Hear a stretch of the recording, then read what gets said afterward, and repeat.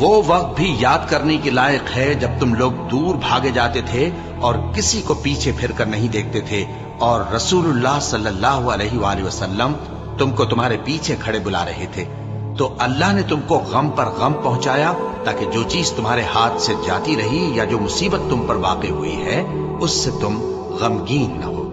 اور اللہ تمہارے سب اعمال سے خبردار ہے۔ پھر اللہ نے اس پریشانی کے بعد تم پر تسلی نازل فرمائی، یعنی نیند،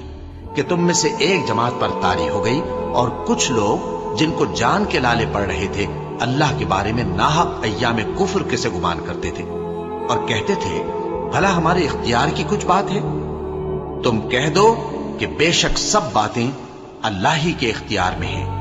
یہ لوگ بہت سی باتیں دلوں میں مخفی رکھتے ہیں جو تم پر ظاہر نہیں کرتے تھے، کہتے تھے کہ ہمارے بس کی بات ہوتی تو ہم یہاں قتل ہی نہ کیے جاتے۔ کہہ دو کہ اگر تم اپنے گھروں میں بھی ہوتے تو جن کی تقدیر میں مارا جانا لکھا تھا وہ اپنی اپنی قتل گاہوں کی طرف ضرور نکل آتے۔ اس سے غرض یہ تھی کہ اللہ تمہارے سینوں کی باتوں کو آزمائے اور جو کچھ تمہارے دلوں میں ہے اس کو صاف کر دے، اور اللہ دلوں کی باتوں سے خوب واقف ہے۔ جو لوگ تم میں سے احد کے دن جبکہ مومنوں اور کافروں کی دو جماعتیں ایک دوسرے سے گتھ گئیں جنگ سے بھاگ گئے تو ان کے بعض افعال کے سبب شیطان نے ان کو پھسلا دیا تھا، اور یقیناً اللہ نے ان کا قصور معاف کر دیا۔ بے شک اللہ بخشنے والا ہے، بردبار ہے۔ مومنوں، ان لوگوں جیسے نہ ہونا جو کفر کرتے ہیں، اور ان کے مسلمان بھائی جب اللہ کی راہ میں سفر کریں اور مر جائیں یا جہاد کو نکلیں اور مارے جائیں تو ان کی نسبت کہتے ہیں کہ اگر وہ ہمارے پاس رہتے تو نہ مرتے اور نہ مارے جاتے،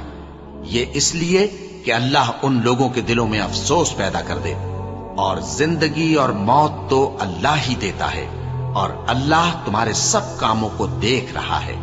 اور اگر تم اللہ کے راستے میں مارے جاؤ یا مر جاؤ تو جو مال و متاع لوگ جمع کرتے ہیں اس سے اللہ کی بخشش اور رحمت کہیں بہتر ہے، اور اگر تم مر جاؤ یا مارے جاؤ تو اللہ کے حضور میں ضرور اکٹھے کیے جاؤ گے۔ پھر اے نبی، اللہ کی مہربانی سے تم ان لوگوں کے لیے نرم مزاج واقع ہوئے ہو،